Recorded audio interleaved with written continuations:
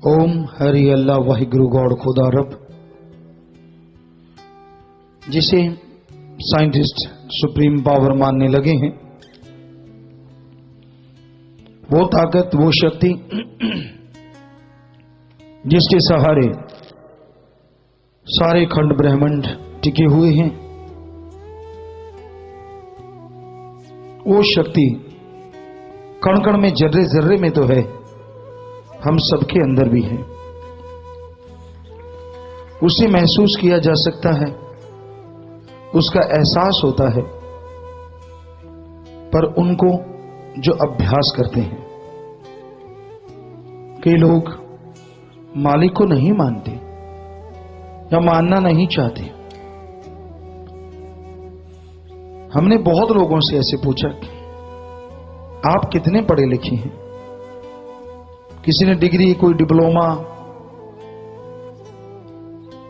या मास्टरेट की डिग्रियां हासिल की, मास्टर हैं, कोई प्रोफेसर है, कोई लेक्चरर है, कोई ऑफिसर है, कोई कुछ।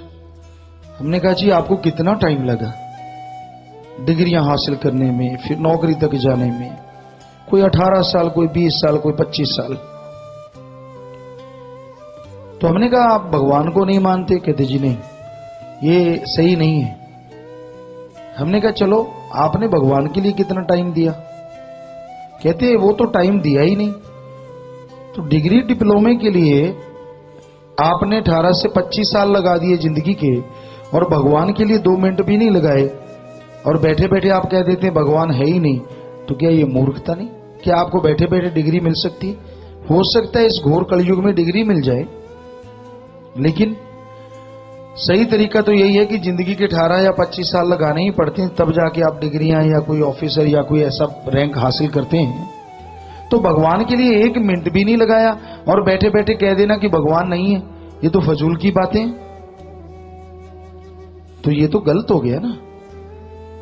दुनिया में थ्योरी है, पहले हार्ड वर्क करो, मेहनत करो, रिजल्ट बाद में आता है।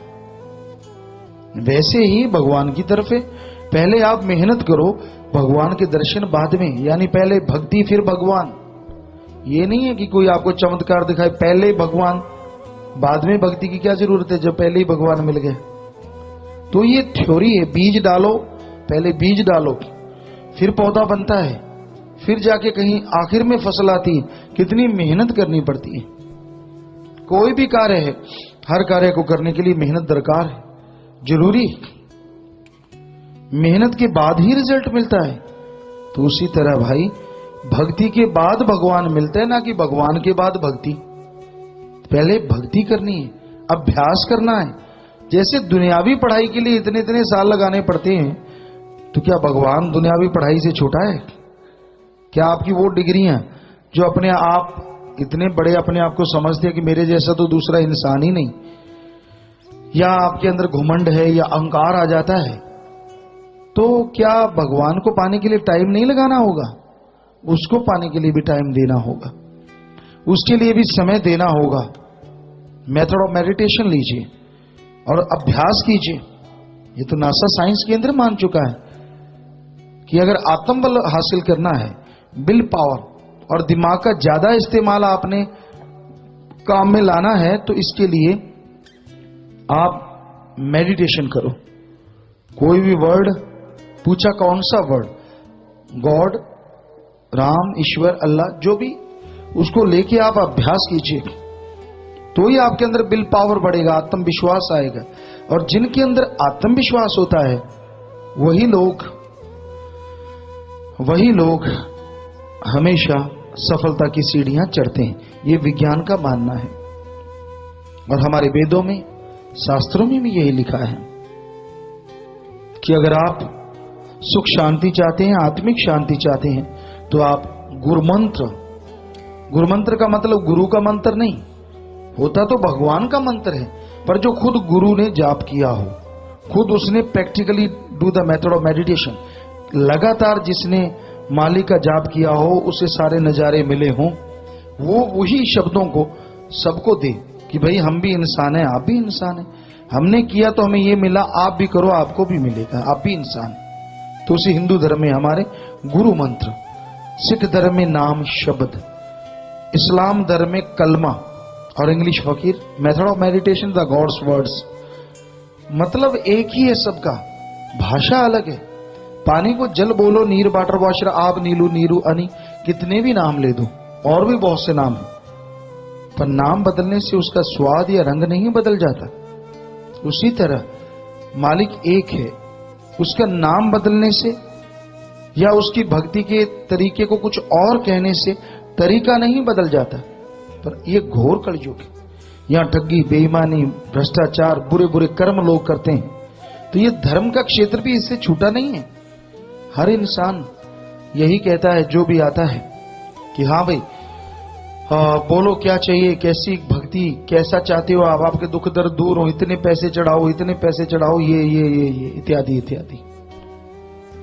तो लिस्टें बनी हुई हैं कि इस दुख दर्द के लिए इतना पैसा, इस दुख दर्द के लिए। बहुत जगहों पे हम गए, धार्मिक स्थानों पे, लेकिन धर्मों में ऐसा कुछ लिखा नहीं है। धर्मों में तो लिखा है भगवान की भक्ति बिना लाग लपेट के, बिना कुछ दिए की जा सकती है, क्योंकि वो सबको देने वाला है। जो हमें बना सकता है, क्या हमारे काम में आने वाला साजो सामान वो नहीं बना सकता? लड्डू, पेड़े, मिठाइयां या रुपया, पैसा। तो इसलिए भगवान नहीं लेता। हां, दान करना चाहते हो, आपके आसपास कोई बीमार है, उसका इलाज करवा दो, भूखे को खाना खिला दो, अपंग अंगहीन है, कोई घर बना दो। यानी कोई पशु पक्षी भूखा प्यासा तड़फता, उसका इलाज कराना, खाना खिलाना या उनकी मदद करना, यह सच्चा दान है। और इसके बदले में आपको तमाम खुशियां जरूर मिलेंगी। या फिर कोई नशे करता है, मांसाहार करता है, घर में लड़ाई झगड़ा रहता है, तो ऐसे इंसान को अल्लाह वाहिगुरु मालिक के नाम से जोड़ दो, भक्ति इबादत से जोड़ दो। चाहे आपको किराया भरना पड़े या उसका खाना खिलाना पड़े, तो वो जो पैसा लगा आपका सच्चा दान है, उसकी टिकट पे या खाने पे। क्योंकि आपकी वजह से अगर वो सुधर जाता है, तो जरा सोचिए, उसका सारा घर नरक से स्वर्ग बन गया, तो सारा परिवार दुआएं देगा, वो दुआएं आपको भी जरूर लगेंगी। तो इस तरह आप दान कर सकते, दान में कोई चक्कर नहीं, लेकिन सही तरीके से पीर फकीर बताएं, भाई फलां जगह ये काम करवाओ। जिससे आश्रम में सत्र कार्य चलते रहते हैं, वैश्यावर्ती करने वाली लड़कियों से शादी करवाने को लगभग 1400 के करीब नौजवान तैयार हुए हैं। तो ये अपने आप में बेमिसाल बात है, 1400 से भी ऊपर है, बहुत बड़ी बात है। बहुत सारी टीमें जा रही हैं, उन लड़कियों को लेके आते हैं जो मजबूर हैं, लाचार हैं। ऐसे कार्य करने में माँ बाप ने, परिवार ने उनको झोंक दिया है, तो वो जो कार्य कर रहे हैं वो परमार्थ है। कोई भी मानवता भलाई के कार्य करो वो परमार्थ है, लेकिन साथ में राम का नाम जपना अति जरूरी है। क्योंकि राम नाम के बिना इंसान को सोझी नहीं आती, शक्ति नहीं आती और आत्मिक शांति नहीं आती। आदमी का फोरहेड जो है, माथा जो है, ये साइन बोर्ड है कि आप कैसे हैं। आप परेशान हैं, दुखी हैं, गमगीन हैं, या घर में कोई परेशानी है, तो आपके चेहरे पे आ जाता है। जितना मर्जी आप छुपा लो, हंसते रहो, कुछ भी करते रहो, आप कैसे सड़की हैं, किस मिजाज के इंसान हैं, आपको अहंकार है या आप किसी को, सबको बेकार समझते हैं, अपने आप को सबसे बड़ा, बाकी सब छोटे हैं, या ये समझते हैं कि भगवान ने आपको ही अकल दी है, बाकी तो सारे कोरे घूम रहे हैं। जैसे भी आपके विचार आपके अंदर आते हैं, ये माथा साइन बोर्ड है, इस पे हर चीज आ जाती है इंसान की। और अल्लाह वाहिगुरु मालिक जिसको दिखाता है वो पढ़ लेता है, हर कोई नहीं जानता। लेकिन ज्यादातर आदमी उम्र के साथ सीखता है। जैसे जैसे उम्र बढ़ती है तो वो तजुर्बे कर लोग भी पकड़ लेते हैं कि आज तो लड़के आया है, आज तेरे कुछ बातें उनके फोरहेड से वो भी समझ जाते हैं कि इसको ये चीज है, इसको ये चीज है, इसको ये चीज है। क्योंकि तजुर्बा, रोजाना लोगों से मिलना, रोजाना उनसे डील करना, जिन लोगों का पेशा हो जाता है, तो वो उनको देख देख के बहुत सारी चीजों का एहसास कर लेते हैं। पर होता ही है फोरहेड से ही। या आप अनुभवी इंसान जब हो जाते हैं, आप हंसते हैं, आपकी हंसी खोखली है, दिखावा है, या आप दिल से हंस रहे हैं, ये भी मालूम पड़ जाता है। तो भाई, इस संसार में रहते हुए अगर आप सच्ची आत्मिक शांति चाहते हैं, हम आपको गारंटी देते हैं, कोई पैसे की जरूरत नहीं, कोई धर्म छोड़ने की जरूरत नहीं, जंगलों पहाड़ों में जाने की जरूरत नहीं, घर परिवार में रह के थोड़ा सा टाइम निकालिए। चलो वो भी नहीं, आप लेटे लेटे ही सही, नींद में तो जाते ही हैं, लेटे लेटे राम का नाम जपिए, अल्लाह वाहिगुरु गौड़ खुदा रब की भक्ति कीजिए। तो वो टाइम जो आप लगाएंगे उससे आपको एकाग्रता आएगी, आत्मिक शांति आएगी, और जिनके अंदर आत्मिक शांति होती है वो दुनिया के सबसे सुखी इंसान होते हैं। सारी त्रिलोकी का राजा भी दुखिया है अगर उसके अंदर आत्मिक शांति नहीं है, और एक 10 रुपए या 100 रुपए दिहाड़ी मजदूरी करने वाला भी सुखी है जिसके अंदर आत्मिक शांति। आराम से मेहनत की, खाया, सो गया, ना चक्कर ना और कोई बात। अगर सारा दिन टेंशनों में ही गुजरा, घर में लड़ाई झगड़ा, घर से बाहर निकलो तो लड़ाई झगड़ा, घर में टेंशन है, बाहर टेंशन है, हर टाइम टेंशन ही टेंशन, तो बताइए, चाहे लाखों कमाते हैं आप, चाहे हजारों कमाते हैं, कोई सुख हुआ? हमारे धर्मों में लिखा है, ठगी, बेईमानी, भ्रष्टाचार, बुरे कामों से जो आप कमाई करते हैं, जो खाएगा परिवारजन, आप बच नहीं पाओगे। माया होई नागणी जगत रही डहकाए, जो इसकी सेवा करे उसको ही ये खाए। पाप जुल्म की कमाई कभी चैन से जीने नहीं देती। ठीक है, आप किसी को पता नहीं चलने देते, इनडायरेक्टली लेते हैं, किसी भी तरीके से कुछ भी करते हैं, लेकिन किसी गरीब का हक मार के आप खाते हैं, किसी गरीब को तड़पाते हैं, तो यकीनन आप दुखी होंगे ही होंगे, घर से प्यार, मोहब्बत, खुशियां चली जाएंगी।